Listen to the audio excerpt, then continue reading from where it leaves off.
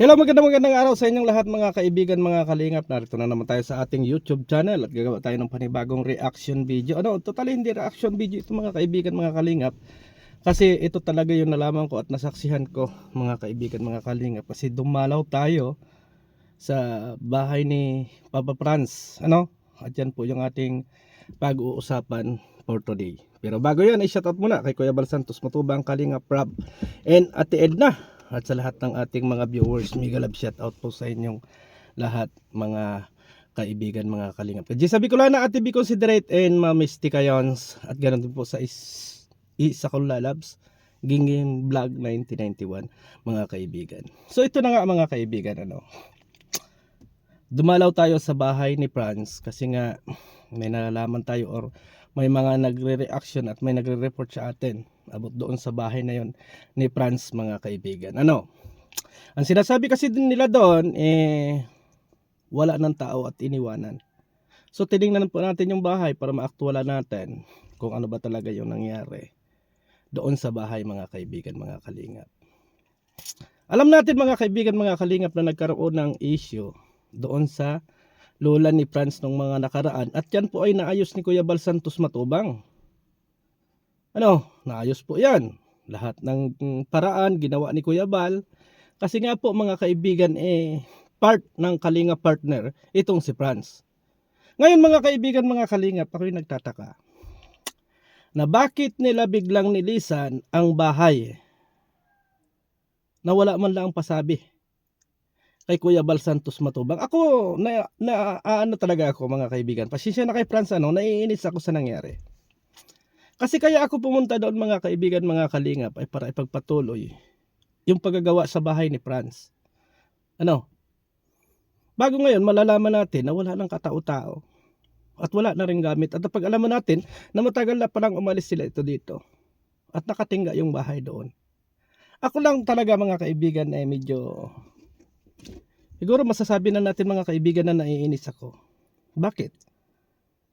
Alam na alam ko ang naging gastos dyan. At alam na alam ko ang naging pagod dyan ni Kuya Bal Santos Matubang sa bahay na yan bago hindi ninyo pinahalagahan. Hindi man lang nyo sinabihan na Kuya Bal, kami ay aalis dito sa bahay na to at magpapagawa kami ng bago.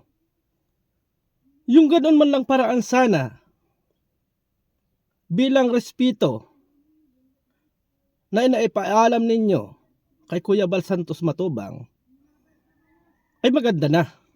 Kaso para kaming mga naging tanga na nandito naman tayo para parehas sa dait, hindi man lang ninyo nasabi. Hindi man lang ninyo nasabi na kayo ay may balak magpagawa ng panibagong bahay. Hindi man lang nyo pinahalagahan at hindi man lang na, Kuya, salamat dito sa pinagawa mong bahay at appreciate namin to.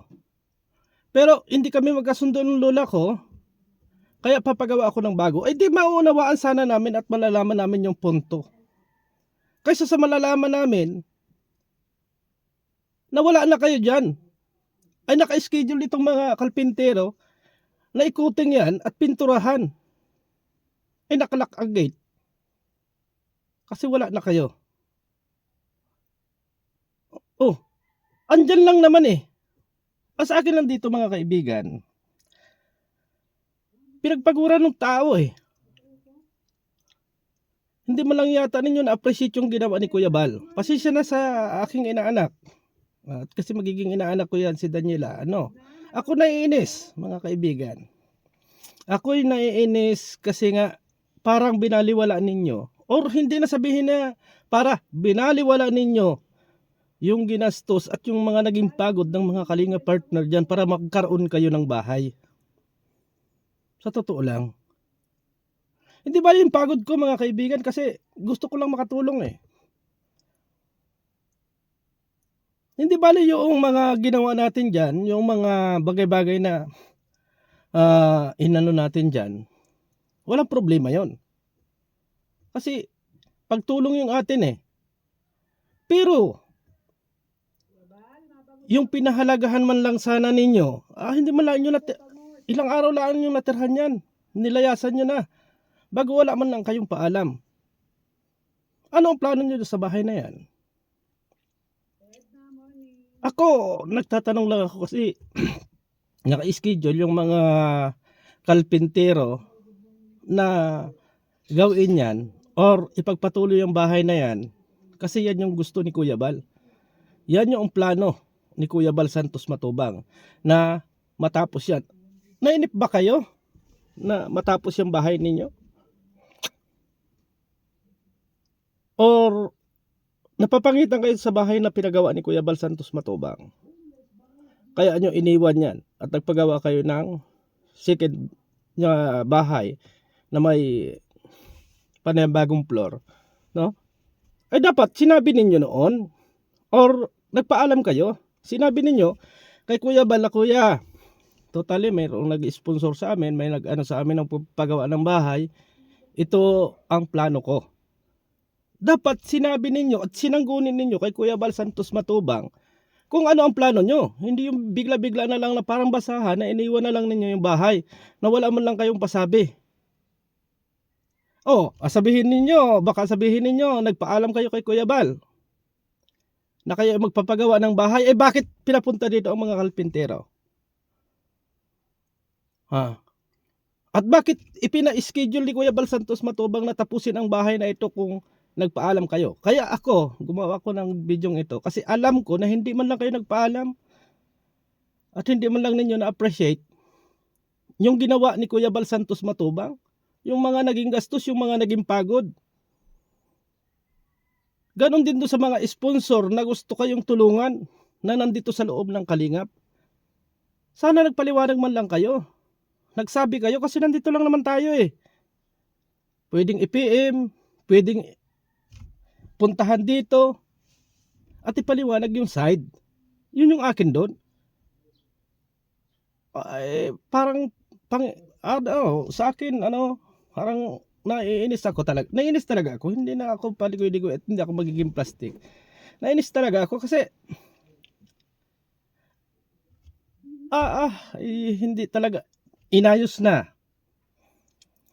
Nagkaroon ng problema, inayos. Bago ngayon malalaman namin na ganito na ang nangyayari doon sa bahay.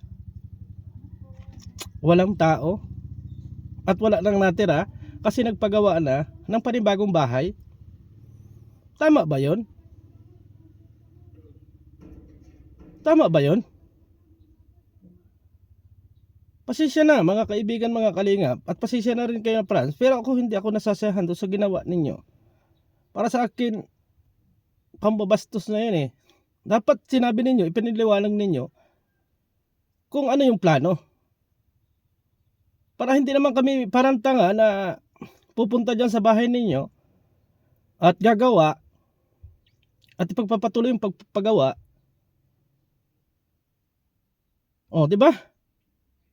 Kasi alam namin na wala ng tao. Ay kasi tulad niyan.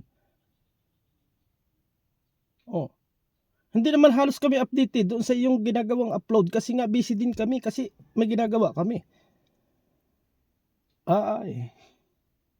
Anong nangyari? Anong nangyari sa inyo? Hindi ko sukat akalain. Hindi ko sukat akalain na ganito. Isa po ako sa nakasaksi sa ginawa ni Kuya Bal Santos na bayanihan dyan sa bahay na yan ni Franz. Totoo lang. Isa ako at marami pang mga kalingap partner ang nakipagbayanihan dyan para sa bahay na yan. Para matulungan at magkaroon ng sariling bahay. Itong si Franz. Ngayon, biglang malalaman natin na iniwan na pala. Ay siguro kung hindi naayos yung mga naging problema nila nung lula nila, nauunawaan natin ay naayos na yan eh. Naayos na. Ano kaya? Ako sa totoo lang, mga kaibigan, mga kalingap, naiinis ako sa totoo lang kasi ang hirap magsalita eh.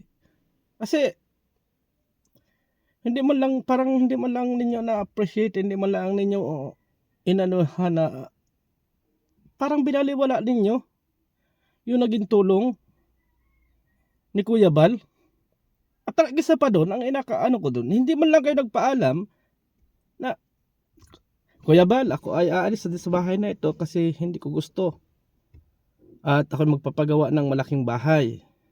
At itong bahay na ito ay may plano ako. O isa na naunawaan natin. Naunawaan natin at nalaman natin na ayaw mo doon sa bahay. Ay, hindi pa tapos yan eh. Nainip ba kayo kasi ang tagal matapos? Alam natin mga kaibigan, mga kalingap, na ang views ni Kuya Bal Santos Matubang ay hindi ganoon kalaki. Kaya sana naunawaan natin. Hindi man namin pinipilit, hindi ko man pinipilit na dyan kayo tumira, pero sabihin ninyo kung ano yung dahilan ninyo. Sabihin ninyo yung katotohanan. Na kuya, ay mayroong mga tao, para sa akin pamabastos yan eh. Para sa akin hindi maganda yan eh. Oo. Pasensya na sa lahat ng mga ano. Ito ay nailabas ko lang kasi talagang hindi maganda yung naging pakiramdam ko nung malaman ko na matagal na palang umalis na bahay na ito at nagpapatayo na ng bahay doon sa sentro. Oo. Medyo na high blood talaga ako. Siguro high blood talaga kasi hindi maganda eh. Kasi binigyan ng oras, binigyan ng pagkakataon. Bago ngayon bigla-bigla na lang. Ay, ang tanong ngayon, ano ba talaga yung plano ninyo dyan sa bahay na yan? Ano yung plano? Ano yung gusto ninyong gawin dyan sa bahay na yan? At yan ba may bala kayong ipaalam kay Kuya Bal Santos Matubang na wala na kayo sa bahay na yan at umalis na kayo? Or mananatili na lang na nakasilent at siguro hanggang dito na lang yung ating reaction video mga kaibigan, mga kalingap. Kasi medyo nainis ako, hindi lang medyo, naiinis lang talaga ako sa nangyari sa bahay ni Papa Franz. At sana po mga kaibigan, mga kalingap, suportahan po ninyo ang YouTube channel ni Kuya Bal Santos Matubang, Kalingap Prab and Athena. At siguro po may second tayo dito, reaction dito sa nangyari sa bahay ni Franz, ano? Kasi para sa akin, pasensya na doon sa mga natamaan, katarantaduhan nyo eh. Kaya maraming salamat. God bless sa ating lahat. Ako po ay paalam na. Bye bye.